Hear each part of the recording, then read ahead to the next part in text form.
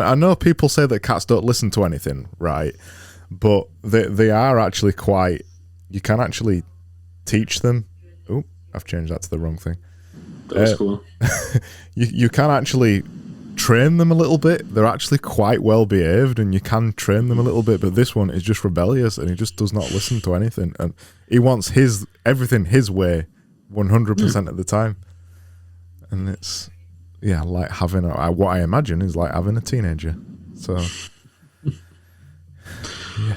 Do you consider yourself to be more like him or more like the other cats? I'm not rebellious, really. I guess I'm rebellious within legal boundaries. So it's a law problem, like a rules and requirements kind of situation. I'm a good guy. Kind of a good guy, I guess. You're insinuating that your cat has been breaking the laws, then, Craig. He's breaking Craig laws. He's breaking laws of the house, which is got it. To shut up and just be a cat. Just lay down and just be a cat. That's what cats do, isn't it? They just lay. And it clearly is looking for attention today. So yeah, he is. If you have to, bring him on. Interested in what he has to say on this topic today. Yeah, that'd be interesting. How consistent he is. Seems to be persistent, at least. He's persistent. Yeah, he's consistently persistent. I want to begin. We had the fish and chip thing last time. I want to begin with the question that I asked on Twitter yesterday about what is the most British thing about you. Even if you're not British, what is the most British thing about you? So do you want to start recording? Is that already happening? I've already started. Okay, well, I may want to answer that question as a owner of 4 different Harry Potter sweaters. I think that is the thing that connects me the most to that beautiful island, beautiful country, is that the whole Potterverse is that's what's happening to me. Even though I do like an English breakfast, I kind of feel the sensibility of your fine people, if I may call them that, has always been most clearly expressed through this set of novels to me, and I find it quite endearing. So that would be my thing. My access, at least, to British culture is mostly through weird looking food. Although as a German, who am I to complain about weird looking food? And this parallel universe of wizards. It probably works for me. Yeah, wizards are really British. Yeah, we're all wizards. You guys have a monopoly now because of J.K. Rowling. Yeah, that's right. Do we? I think you can take that. Yeah. What's the most British thing about you, Jamie?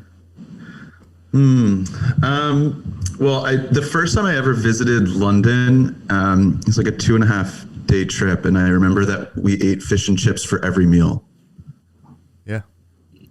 I think I maybe had it 4 times in 2 days. Nice. That's awesome. London fish and chips, yeah? Yeah. So we had that discussion. Well, you got to tell me if there's a difference here. I don't know if we knew what we were doing, but clearly didn't really understand what we should be eating, if anything. What heard did of fish and chips? What did you eat? Fish and chips. Literally that's it. That's it. Okay. This is like the first time I went to Paris and we ate like crepes for every meal. Number one, we were poor college kids, so there wasn't we weren't going to 5-star restaurants. But yeah, in London we ate fish and chips 4 or 5 times in 2 or 3 days, and in Paris I think we ate crepes for every meal because number one, I couldn't speak a word of French, and so I could walk up to a stand and order a crepe and get by just fine. Yeah, in terms of fish and chips, they are entirely regional. So I will say that. And not only are they regional, they are also territorial and tribal. So London fish and chips, I don't recognise London fish and chips as being as part of the fish and chip delicacy. Because tribally, I am not from London. I am a northerner, not a southerner. So I wonder if there was ever like a fish and chip based war or conflict in the country, because it kind of sounds like there might be in the future. Yeah, absolutely. Yeah, all civil wars and fights. So there was the famous War of the Roses, which is Lancashire versus Yorkshire, which is the next county along from me, Lancashire. That must have been started by fish and chips. It's got to have been. That's the thing that everybody argues about. So what's interesting about fish and chips, I'll tell you, is that not only are they regional, that you actually call the same thing different things in different places.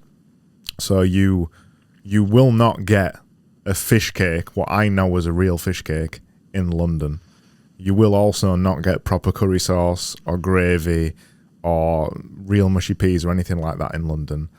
A fish cake, and Barnsley, where I sit right now, fish cake is fish, potato, battered. In London, if you ask for a fish cake, it is a parsley fish cake. And if you drive 10 miles away, a fish cake is potato, fish, potato, battered. And if you drive another 15 miles away, it's called a turnover. And if you call it a fish cake, you get a parsley fish cake, which is just like the London one. And also, it's so complicated. It is. It's incredibly complicated. I literally drive 5 miles away, and it's like I will like Jamie in London the first time trying to order fish and chips. You ask for things, and they look at you like, "No, you're not from round here, mate. You don't know what you're talking about." Well, I think they could pick up on my accent and know that I definitely was not from around there, which was great. But the points you're bringing up, Craig, just show how similar all of these different parts of the world are. Because I grew up in New Jersey. And it's the same thing in the north and the south of our state. You either call it a sub sandwich or a hoagie. Yeah. Or Taylor ham or pork roll. I mean, there's all of these different foods that you will know where this person is from just based on how they describe it. Yeah, we have something similar with pastries here in Germany. There's some things that are called Berliner, but in Berlin you don't even call them Berliner, which is weird. And then it has called Krapfen in some parts of Germany, and the people get very much confused because, in particular, because in some bakeries you will get something completely different for the same word. Right, that's the most confusing part. I feel is like you call it a Krapfen, but they call something else a Krapfen. Now you get that, then you get confused, and they get mad at you for telling them explicitly what you wanted, but you didn't want what you wanted, and the whole thing. It's very interesting, and I would also believe that this is generally just the way human tribes work, right, with each other. They have their own little internal consistent language, the lingo. You can see this even. Talking about our entrepreneurial community, right? We have this. We have parts of the community where bootstrapping is a very clearly defined phrase. And then there's parts of the community where this is a phrase that you're not supposed to say anymore because it's now self-funded and more inclusive, which makes a lot of sense. And then there's customer funded and all these little different words that essentially try to really just name a business that is sustainably built and doesn't have outside funding. You know, it's just little different words, and one word might mean something else to somebody else. It's kind of what I ran into with my book. My latest one wanted to call Audience First, but then people told me what they thought Audience First was, and there was this like group of people who really agreed with what I was thinking, and this other group who completely dismissed what I was thinking because they already had their own definition. And in that case, you just don't call it anything like that, right? You just try to not call it anything that could confuse people and come up with a new, equally confusing, but at least commonly confusing term that everybody's confused by. So now they don't really have this fight going on. They just have to learn what it means. I think that happens to me quite a lot because I'm in multiple communities at the same time, trying to balance reaching out to every single one of them with content that appeals to them. And it's kind of hard to get that right without inviting controversy. I don't know. Do you have the same with your work in public? I actually really like how you have, number one, brought us back to topic, but number two, brought up a really interesting idea, because I think as writers and as creatives, one of the things that we oftentimes forget is the power of language and the power that we have as writers of inventing language. And I'll just take, for example, an article I was reading maybe a year or two ago about the creator economy, probably one of the first really kind of like published that coined the phrase. And when you as a writer begin to invent language that begins to be adopted by large groups of people, you become that lighthouse for that concept or that idea innately. And so I think the power of language is really important. If there's not there's not always a perfect word or perfect phrase to describe some of the things that you might be doing, especially if you're pushing boundaries. And so the power of language and inventing terms that help you create your own personal monopoly builds a moat around you. Arvid, I'm really excited to kind of continue to hear as your book evolves, just what some of the languages that you're starting to put on some of the concepts, because you're writing about something that will last for the next 10 or 15 or 20 years easily. And we're at the very, very beginning of it. Hope so. Yeah, it's who said, I'm going to butcher the phrase, but the phrase is something like, until you give something a name, it doesn't exist. I think that's more important than ever for kind of the online stuff that we're doing and trying to build an audience and creator economy and all those terms. I experienced it only recently when I started making videos on Twitter, and I was trying to think about giving it a name or something, or what do you call this? I'm not just making a video. And the thing that happens on Twitter is you've got visual Twitter, you've got writing Twitter, intellectual Twitter. You just make up another one of those names, don't you? So I said, who wants to be part of video Twitter? And as soon as you give it a name, it's another tribe. It's like the whole fish and chips thing all over again.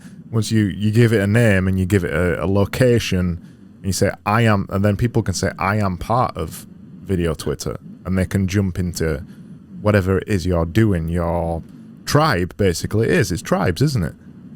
It's that identity building for sure, right? You're building something that people can identify with and identify as, particularly if it's an action that you do, right? But in a public space, and building in public is another example for this, right? That is quite literally the description of something that is completely different for everybody.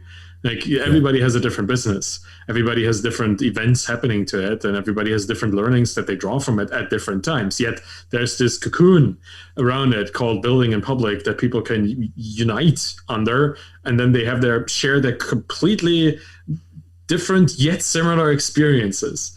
And I guess that's really the point, finding a name that describes it well enough to share or to show the similarities without going too deep into the specific details that are different for everybody. So which I guess video Twitter kind of sounds to me like something from the 90s, like VHS Twitter, but it's kind of cool. It's something that if people inside this community understand it to mean what you want it to mean, that is an interesting phrase. And I'm always drawn back to building in public, because that is such a powerful thing. Like it just includes really what you're doing and who you're doing it for. And it's in the name. That is a super strong word for me, which is why so many people are doing it, I feel, because they completely and immediately comprehend what it means. And they see it. It's something you don't even need a word for it. You can see it where it's happening. You don't need a definition. You see it while it happens. And that is something that, maybe bringing us back to our topic, is also just happening because people are consistently doing it. Like if it was just a thing that you do once and then never do again, like you share some insight, you're not building in public. You just shared one thing. But if you every week or every day you share something about your business, well, now all of a sudden people consider you as somebody who is building in public. It's almost like an identity that is projected onto you, right? Okay, this is a builder. This is a builder in public. This is a founder, a public, transparent founder. Even though you might not even know it. I've seen a couple of people who've been sharing stuff for years, and only now do they understand that there's even this movement building in public. And then they get slightly confused. I've been doing this forever, and it wasn't called building in public before. And then people say, yeah, okay, now just accept that there is now this group of people who have found this to be an actual described method of doing it, and join it, right? Come into the community. Don't fight it from the outside. Just become part of it. And then the community grows. And consistency is at the core of all of this, I feel. Like, at least I think for the people that I find interesting in the building in public community. Yeah, I think one of the interesting examples of this is what Dickie Bush has done with Ship 30, and talk about inventing language. So kind of coining that concept of atomic essay. really, really simple idea of 250 words or less, and putting it in practice daily, building a community around accountability.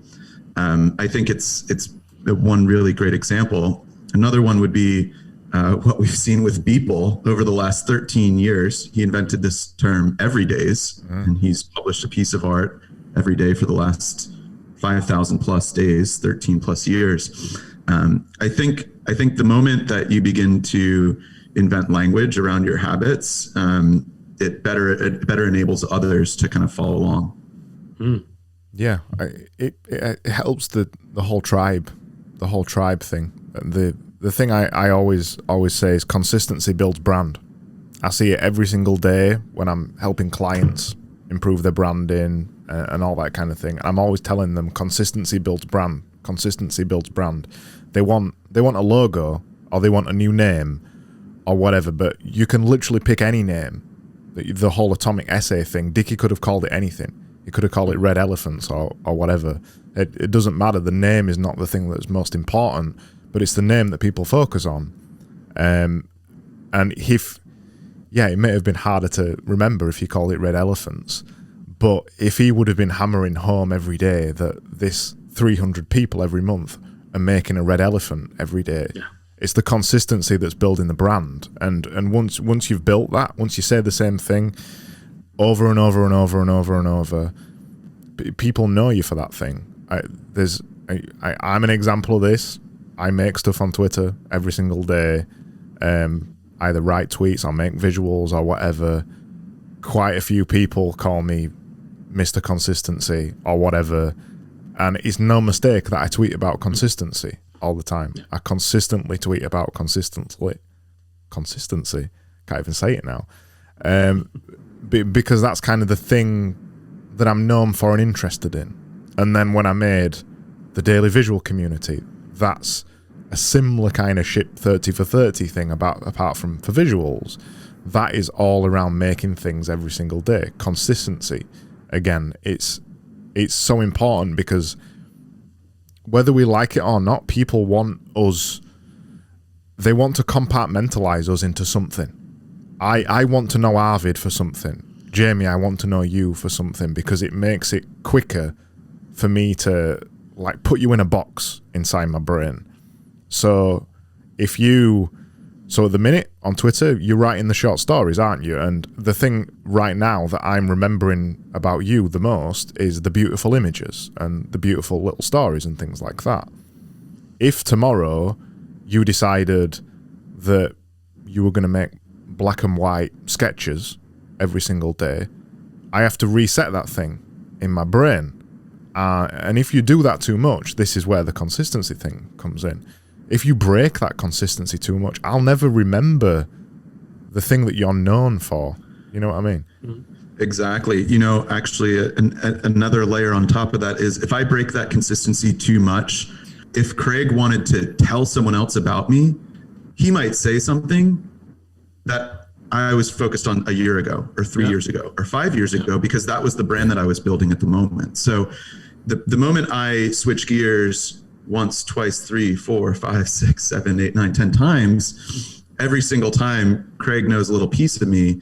And anytime he's trying to share with the world a little bit more about who I am, it's very, very difficult for him to hone in on the one thing that Jamie wants to be known for. And I'm someone who I have switched gears 2 or 3 times in the last 12 months.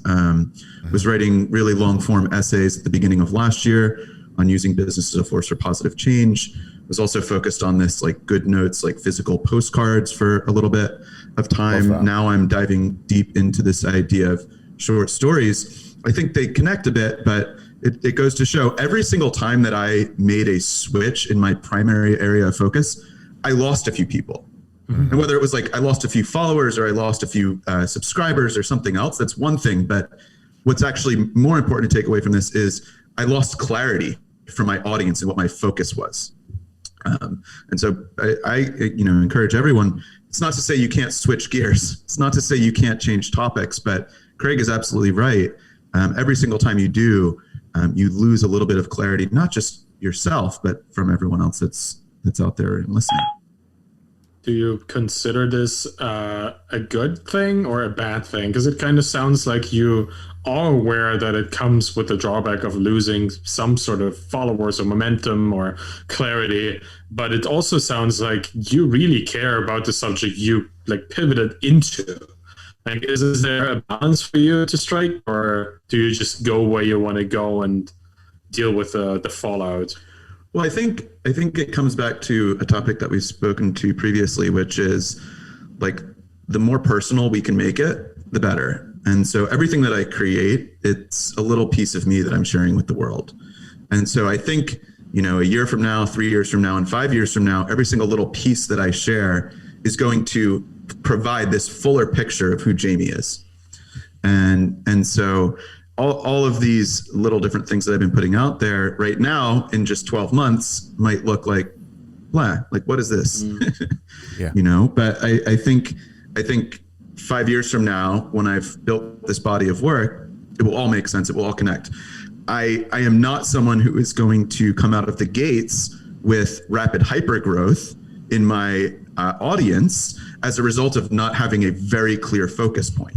Yeah. I will take, for example, Robbie Crabtree, like performative speaking. The guy talks about speaking, right? And because he said such a clear focus from day one, he is able to attract other people that are interested in speaking.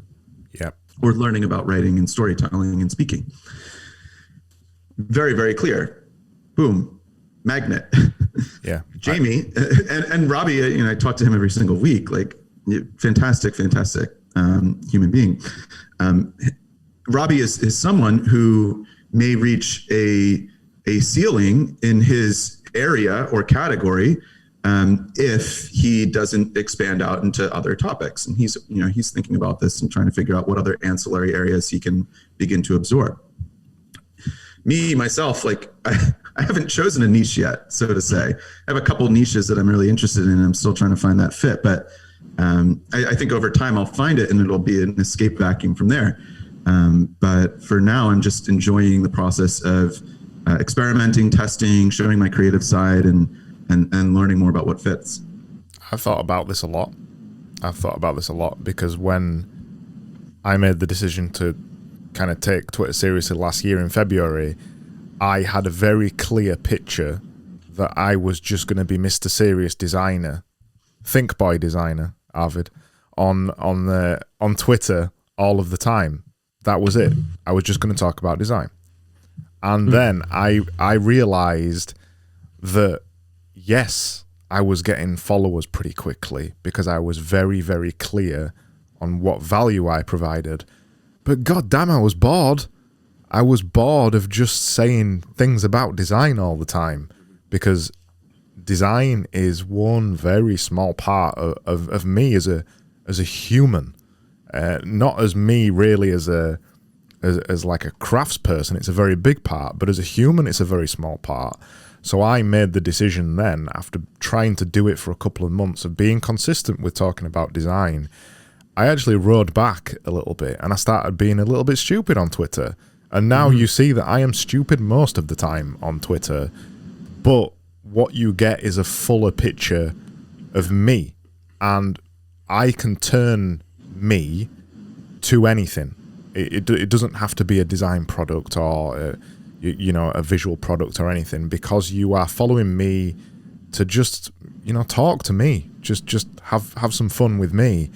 The two biggest tweets that I posted the last 2 days was, what's the most British thing about you? And then the other one was, tell me your favorite font and I'll tell you a fact about you. That's like, they're nothing really to do with design. Yeah, because they're engaging, great, because they're interactive, because they are actually about you as a person reacting to something that another person does. It's not the think boy part where you tell them the truth and they are enlightened and shall go forth and do their bidding or whatever, right? It's really about connecting as a person, particularly now where nobody leaves home. It's like those things are particularly powerful because, we need that. And I'm super happy that you bring up this kind of kaleidoscope of what you can be, right? Because you're not just your job, and you're not just your one identity. There's this this whole book by Amartya Sen, is an Indian philosopher, and he's been writing about identity and the identity trap and the identity crisis. And he kind of starts out this book just talking about how we have all these intersecting and overlapping identities. I'm a man, I'm a father, I'm a soccer fan, in this case, if I were talking about myself, not a father, but I'm German, I'm European, I'm from Berlin, and you like dogs. Then I'm also, I'm not British, I'm also inhabit the world, I'm a world person, and I'm a Star Trek fan, and I do love like J.K. Rowling's writing, and if you have all these layers through which you can either connect with somebody or oppose somebody. Some people really don't like Germans, but they're perfectly fine to socialize with somebody who loves Harry Potter, right? And you can connect on that level and ignore the other one. So that's kind of what Twitter is for me as well. Like, some people might not like my really shitty memes that I post sometimes, or people might not like my often very strong position on certain topics.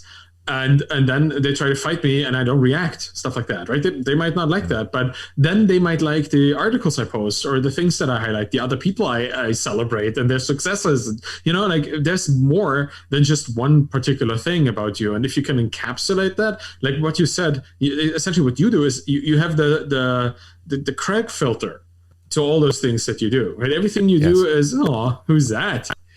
Kitty. Is that Alfie? This is Barry.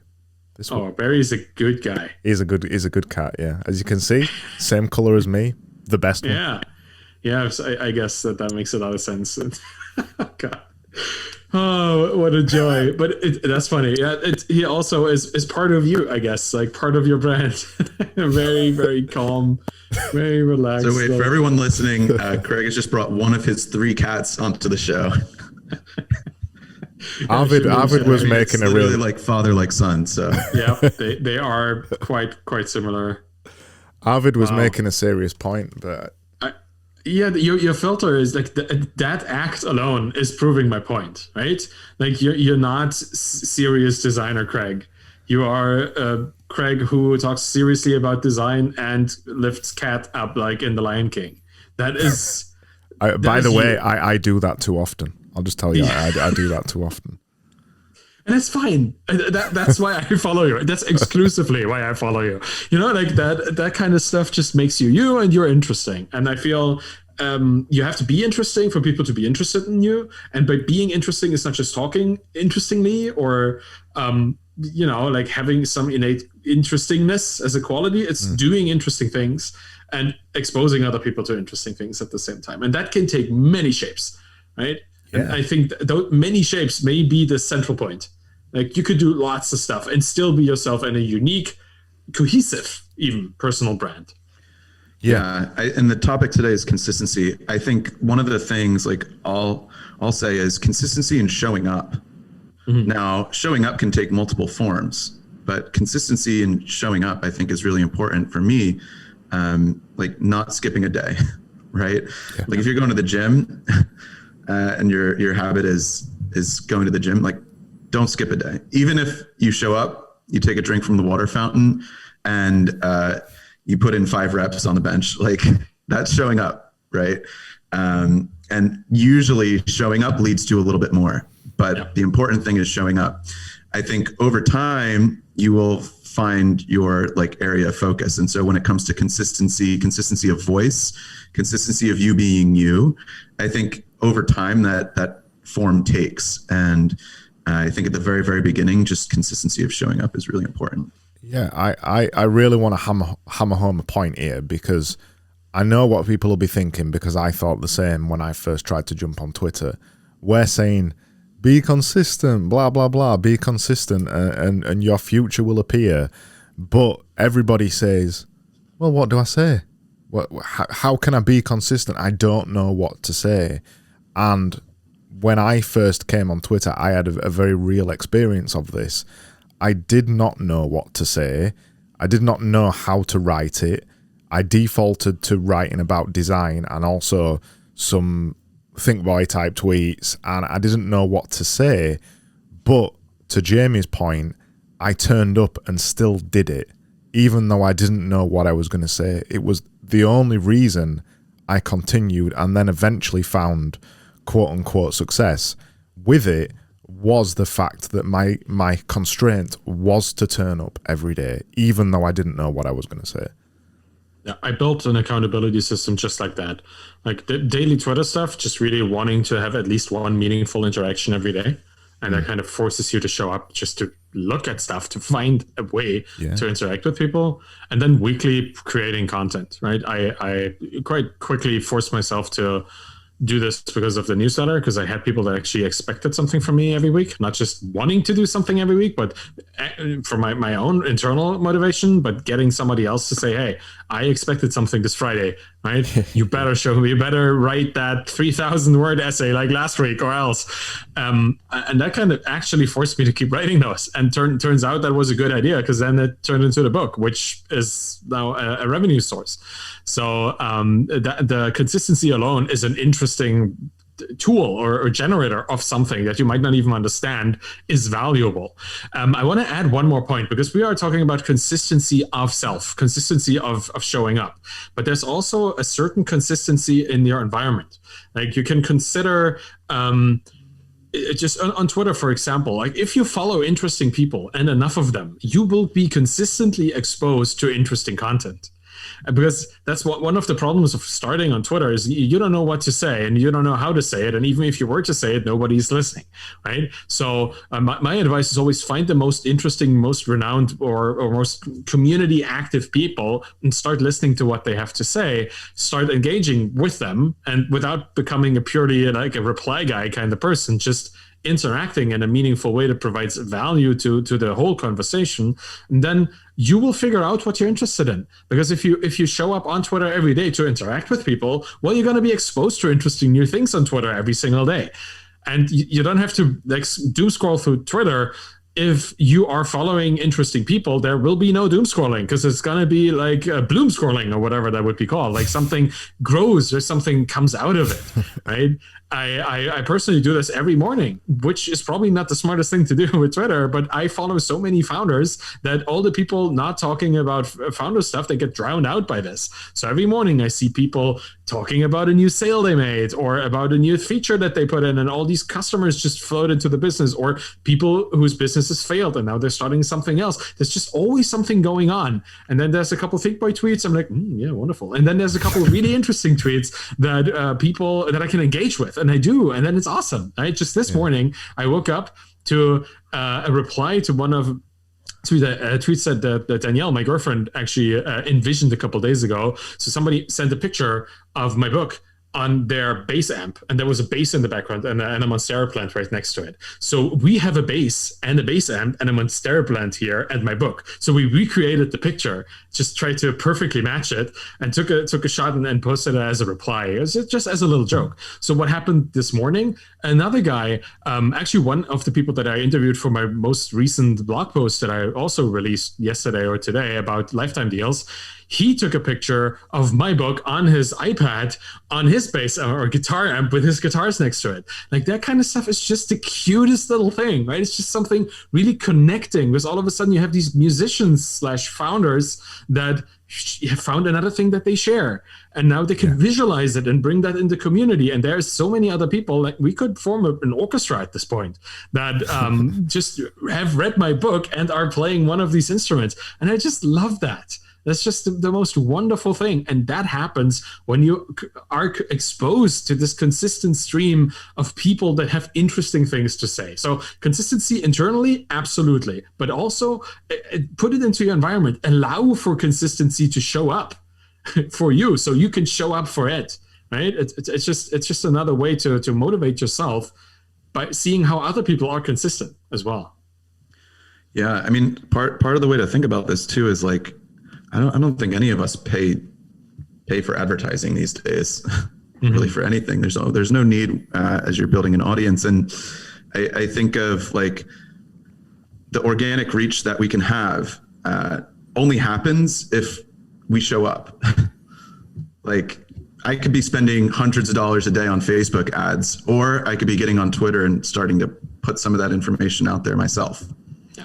Right. And so when I think about like consistency, when I think about us putting out ideas into the world, Arvid had that idea come to him. He threw something on top of it. It snowballs into something bigger. Like, this is a domino effect here. Like one small thing could have a much larger domino effect. But you have to provide that first push, or one of those small first initial pushes, in order to have it happen. Yeah, and you need to be the one to make it consistent, right? Everybody has cool ideas, and everybody wants, like the whole 30 shipping 30 for 30 kind of situation. That is a great idea, and people probably already wanted to do a month of work before.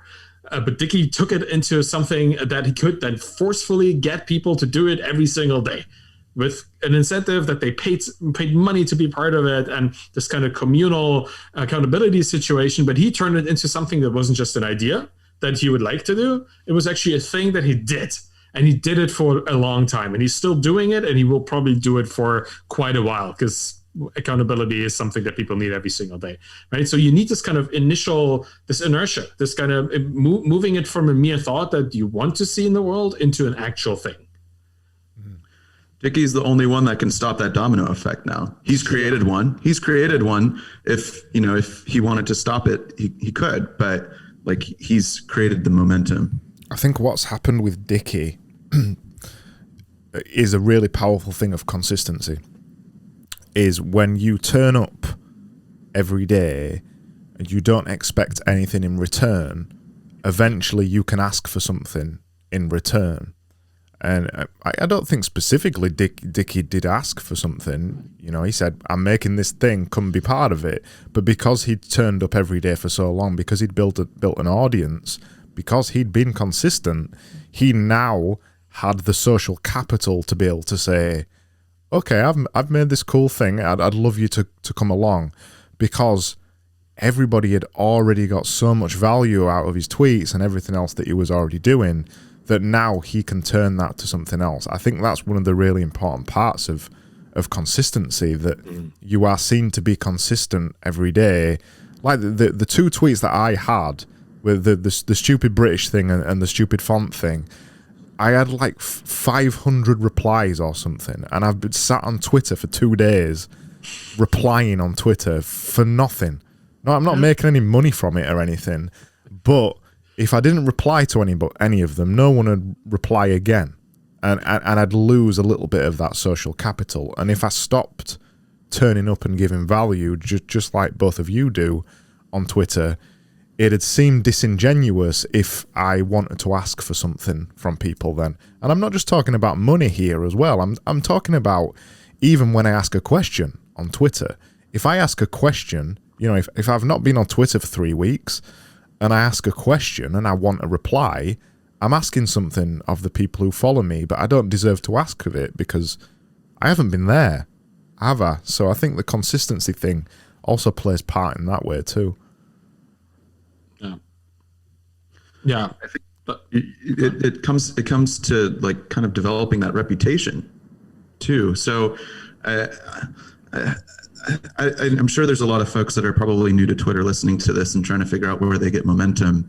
Like it comes down to like starting to build that reputation online. It can't happen in 1 day or 30 days or 60 days. Like it does take time. And that's one of the kind of difficult and frustrating things at the very, very beginning. With time, with consistency, with you showing that you're willing to show up and put in the work, then it begins to build a halo effect around you where others will be attracted and interested in supporting you in one way, shape, or form, just innately due to human nature. Seeing, wow, like Jamie showed up every day for a year. Like, man, he must be interested in something. I don't know what it is, but I see him showing up. I want to support that, or I want to engage in conversation or ask him questions or learn more about what he's doing. So I think there's something about showing up. One of my favorite writers on Substack is Packy McCormick at Not Boring, right? Like it took him a whole year to get his first 1,000 subscribers. And he took a couple of different twists and turns to get there. I think it was May of 2020 last year that he kind of landed on this format of what we now know as Not Boring, his investment memos. And I think the moment he kind of hit his 1 year mark, everyone saw, wow, this guy's serious. He's going deep and he's writing 10,000 words a week. Maybe I should pay attention here. The moment that happens, the moment there's that aha moment is usually after someone shows up. And so I can't underscore that enough. Yeah. I think we're all like completely flabbergasted by the topic. I think I want to return to another thing that somebody said earlier that I didn't get a chance to say.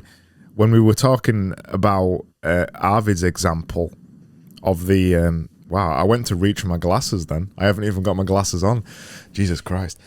When Arvid was talking about the bass amp thing, when he was talking about how somebody took a picture and it turned into something else, I think what's so special about that, and this is also a part of consistency, especially if you do this regularly, what people are always looking for online when we're building audiences or looking to connect with people, they're looking for those human moments. They're looking to find out that you're not a robot.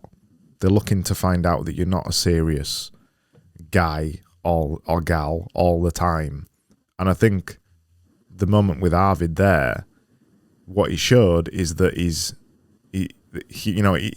is a human. Arvid shows this kind of thing very regularly, that he's a human. But if you build this over time and regularly show these points where you aren't perfect and you are a human and you bring people along for this, it all comes back again to this I can't say the reciprocity. That might be the word. Basically building reciprocation in the things that you do. Being human helps that a lot, I think, to bring people on for your ride. That's one of the things that I've learned quite a lot over this last 6 months or something.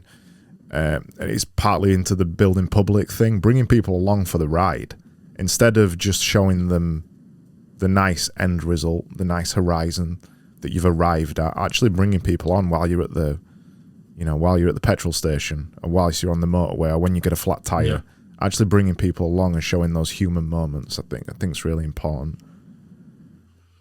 Yeah, because we need to. I mean, every founder knows that entrepreneurship is gonna be great at some moments, or in many moments, and then it's going to be disastrous in others, right? Sometimes you're just going to be down. Sometimes you're going to be confronted by a problem that you cannot solve, and it feels like it's the end of all things. And those moments are super scary. So you kind of, even without starting a business, you know that those moments are around the corner, because you hear stories about businesses failing and people getting mental health issues and that kind of stuff. So it's always part of the expectation. So fulfilling that expectation makes it also much more relatable, right? People expect founders to sometimes hurt and to sometimes be confused. And if you act like you have everything under control, how much of a plastic person do you seem to be at that point, right? You feel like alien because you're not real. Like if you don't ever have a moment of doubt or a moment of weakness, like how can you be real? Like that's not without reason do we call this superhuman, because it's human to be not like that. I completely agree. Like being a human person, just sharing moments of not doesn't even have to be vulnerability or weakness. It doesn't have to be something negative, but sincerity may be the better word, right? A moment of realness, of actual relatability. I feel that is where connection happens. The connection also happens in aspirational things, right? Oh, I'm so successful. Oh, I want to be like this person. But you don't want to be like this person. You want to be as successful as this person. And that's the difference, right? Because if you wanted to be like a person, you would want to be like all the things that they are, not just their success, but also the other parts of their lives. And that's where connection really comes from. And I love, and I think also those are the people you remember most. Like if you were to ask me about who do I remember on Twitter at this moment, who of the many thousands of people that I follow or that follow me comes to mind, it's the people that post stupid stuff or stuff that happened to them that is just funny, but also somewhat self-deprecating, right? Something that shows that they are not in complete control, but they're trying. those people come to my mind, not those heroes that have millions of followers or hundreds of thousands of followers that seem to be doing everything right. They also come to my mind, but in a different way, more in a skeptical way even. So that's definitely something that can score a lot of points with your community. It's just to be a normal person. That will give you a lot of headway. Yeah, one thought this brings to mind is a video that I recently saw Craig produce on the idea of full stack creator. And I think this idea of like expanding across mediums from writing, which everyone probably knows me for, to voice and audio on something like a podcast, to video on something like YouTube. I think the more and more different dimensions of yourself that you can share with your audience, the more they're going to be able to connect with you. And I may, as a writer, not be someone who is very articulate in 280 characters or less with my feelings, but I think in longer form audio content, I'm able to share more of my own personal vulnerabilities. I think one of the topics that our listeners have really enjoyed listening to, at least from the feedback that I've gotten in DM so far, is some of the conversations we've had early on around imposter syndrome. It's not something that I write about, but it's certainly something I'm comfortable speaking about. And similarly, the more and more dimensions that you can share, there's only one of us, and Gary Vee has like 17 people on his social team, but the more and more dimensions you can expand across on your own without stretching yourself too thin, I think the better, because you just begin to share more and more different dimensions of yourself with other people. Yeah, I agree. I want to be really careful talking about this human thing as well. Like, we're not humans. Like, we're robots trying to impersonate humans or something. So I'm always quite careful with this topic. Arvid started twitching. I think his humanity filter's dropping. The reason I say that is because it's similar to the authenticity thing. I think sometimes people tell you to be authentic and people tell you to be human, but what I'm really trying to say here is ultimately don't think about this shit too much. Ultimately, just show the thing that you are in that moment. If that is like Barry jumping on my shoulder on the podcast, that's fine. Show that thing in the moment. Don't ultimately be present in that moment. It's okay to have imposter syndrome. It's okay to feel like you're not worth it. It's okay to be doing really well, and it's okay to be doing really bad, and it's okay to share all of those things all at once. And I think, to your point as well, Jamie, that really helps when you've got all those different mediums going on. Because I often, with my Twitter, with my 280 character tweets, I do often flip between think boy type tweets and stupid tweets and question tweets. I flip in between them a lot because sometimes I'm not in the mood to write a particular kind of tweet. Sometimes I'm just in the mood to be stupid, or sometimes I'm in the mood to be serious. And I think recognizing that in yourself and actually understanding that it's okay to be consistently inconsistent, which ironically builds a more consistent personality at the end of the day. I think what's really important, that's a really confusing point I'm making there, but basically I'm saying be human, but don't try and be human. Yeah, you're sustaining your own patterns by executing on your randomness, right? I think there is a pattern beneath that apparent in the moment kind of randomness. So we see there is a distribution. Definitely is what I want to say here is don't feel like you should not do a thing. I'm trying to be clear about this, but don't keep yourself from being yourself just because you think there are expectations out there for who you should be, because you should just be whatever, right? And because through your actions comes what you are. So don't keep yourself from just acting on whatever impulse you might have and whatever kind of thing you might want to talk about. Because if you think it might be stupid, then thousands of other people also think it might be stupid and they don't say it. Why not be the first to actually say it and see what people do, with how people react, right? There's value in not stopping yourself too much from the things that you think might confuse other people, because we all have this constant inner monologue of censorship and approval seeking going on, that maybe for you to be yourself, you kind of step out of this and you ignore what the audience might want to hear and just talk about what you want to say. Because it's really about what perception you generate is not up to you. What people perceive you to be is their thing. Everybody interprets from their own perspective, right? So whatever I say now, some people might find this completely ridiculous because they believe that to be socially acceptable, you have to be socially accepted. And I agree with this kind of, but I also kind of don't, because we are kind of in a situation where we are blazing the trail for whatever thing that we're super interested in that other people might not be as interested in at this point. So the conventions are there to be broken if you want to change them. So that's really, stop thinking about other people. And I guess this leads to the whole imposter syndrome.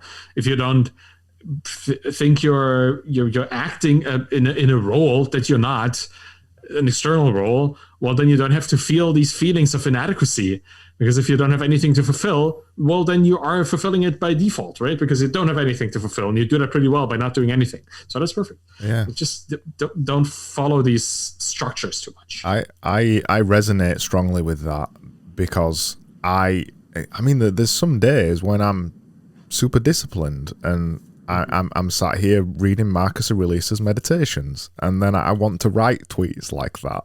Mm-hmm. And then I might write tweets like that. And then there's other days where I've wasted an entire day replying on Twitter.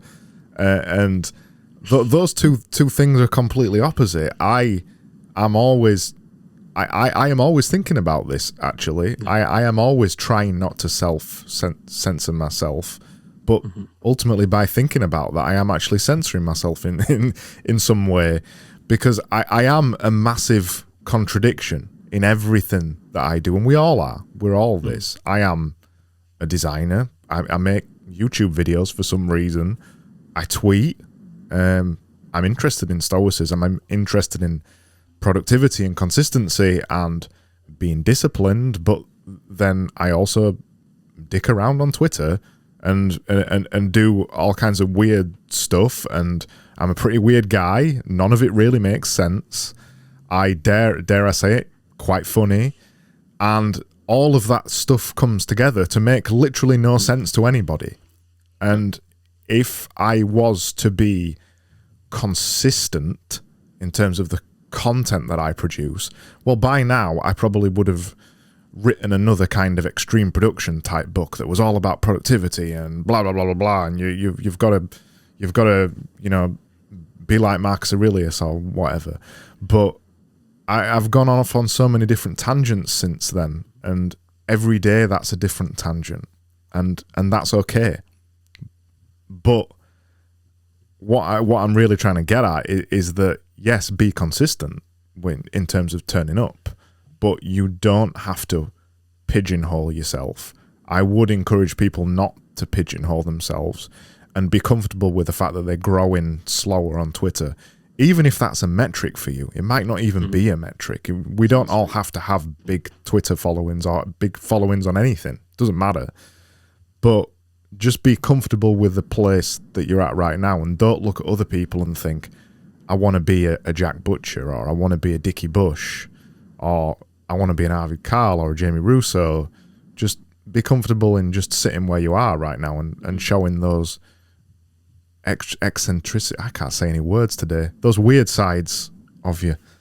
Yeah, I like that though, because that internal tension between all these weird non-overlapping things, and that's just you, right? They're keeping this all together. Yeah. And that is super interesting, like how somebody can keep all of these things balanced in a meaningful way. That is already quite the accomplishment. Yeah. I feel the same way about my interests and desires and visions and whatever, right? Yeah. Lots of them don't really make sense together or in isolation. So just dealing with this every single day and still coming out a human living person, now that's just kind of cool. And I'd like to continue doing this.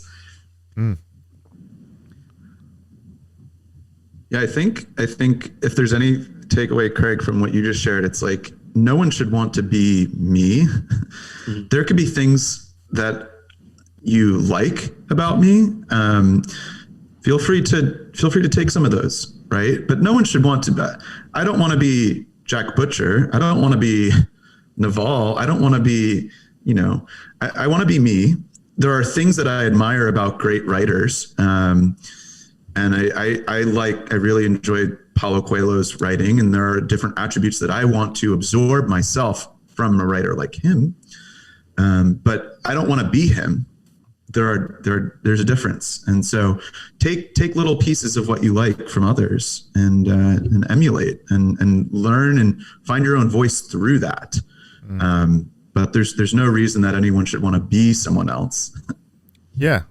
It's a very mature attitude to have, though, and it's actually very hard to cultivate, because even probably a year ago, I wanted to be Jack Butcher, or I wanted to be Naval, or somebody else I'd seen having massive success online. But ultimately, you can't ever be that person. You'll always be a step behind them, several thousand steps behind them, if you're trying to be them.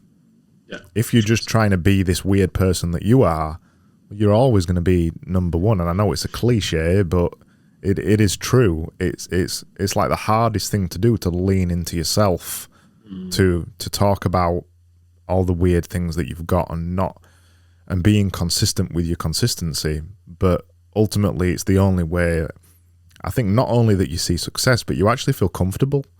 You actually feel happy with what you're doing. Yeah. Support it too, because you see what works and what doesn't, right? Like, you can lean into the things that resonate with other people if you start by engaging them. Now, if you just like tweet to 0 followers every day, obviously there will be no resonance because you don't have anybody to actually give you feedback. But the moment you reach out to people and you say something smart or you say something cute, and you see how many people like that part and how many people like that part, and then you lean towards that and build your personal brand around a particular way of engaging with people without obviously distorting yourself. Hey, that is a way to figuring it out, right? So it's an experimental starting approach to see where you can go, like, and then you just get these people and get them on board with you, with your personal journey. And to the point of not becoming the next Jack Butcher, yeah, you want to be like beside him as something different. Right? You can't reach him because he'll always be ahead, because he has plans for his future that you're not aware of until they actually become reality. And only then can you go towards them, right? His goals are for him somewhere. But if you have your own goals, you're just there at the same time. I mean, we are all here at the same time as Jack Butcher is on Twitter. Right? And he's doing amazing work, and he's doing workshops that are really cool with really cool people. And so are we, right? There's really nothing about the numbers that this guy has that makes his life any different from ours, other than that he has a couple of years ahead of us, maybe in time building this audience, or spending time building his audience. But a couple of years from now, we'll be number-wise where he was today, and we will be talking about what Jack Butcher does. It really doesn't matter. Honestly, I don't know where the story was supposed to go. I mean, just think about where he was a year ago. Yeah. Like at the very beginning. Yeah. So, I mean, everyone that's out there on their own journey should realize and understand. A year ago, no one wanted to be like Jack Butcher. No one knew who Jack Butcher was. Maybe 18 months, but let's just say, I mean, he's done this. It's amazing. So everyone should just be comfortable kind of carving their own path, taking little bits from others, and just showing up every day, because that's the secret. I think that's a beautiful way to end it, unless anybody's got any final, more beautiful soliloquies they want to share. I think that was the top. That was the best one. Jamie wins this one. We've peaked, and that's it. Cool. Well, yeah, that's it, I guess. And until next time, when we finally think of a name for this podcast and we actually move it away from mine, yeah. We should crowdsource it. I think so. We should put it out here right now. Yeah, we need a name. We've already had some fan art sent our way. I think we might already have a cover photo for our. That's true. That's right. But yeah, we just need for a name. Okay, yeah. Please help us. Please, we really are incapable. We're 3 creatives, but we cannot come up with a name. does not work for us. Well, with three people, it's really hard, right? You know, we're all going to have our own ideas, and someone's going, I don't like that. The other two like it. So, okay, yeah. So we are looking for a name. We have an idea. We've done 3 of these episodes now. We quite enjoy talking to each other. We want to spin it out into a separate podcast. We don't know what to call it. What's some of the ideas we've had already, or should we not even share those? No, let's keep this a blank slate. Let's see what people come up with. We can always pitch our really good ideas at some later point, you know. Okay. Does anybody get a prize? Oh yeah, I'm throwing out. I could throw out some free books for sure. Yeah, I got a couple of books too. So yeah, that could work. So whoever comes up with a winning name gets a couple of Jamie's books and a couple of Arvid's books. I'll do a signed copy of my book. That'll make it a little juicy. I've got the same. What have I got? I've got a bell. Oh, it's somebody can win a bell. It's the ultimate desperation, just like grabbing things. I got a couple of these here to use for cleaning my glasses. So we've got a Hollywood Tower bell. Nice. We've got Jamie Russo's fantastic book and Arvid Kahl's fantastic book. I mean, we could open up our first guest speaker spot as well. I think we could probably bring this amazing human being onto the show. That's right. And we're going to give him the royal treatment, call him Your Highness and that kind of stuff in the interview. That'd be perfect. Yep. Cool. All right.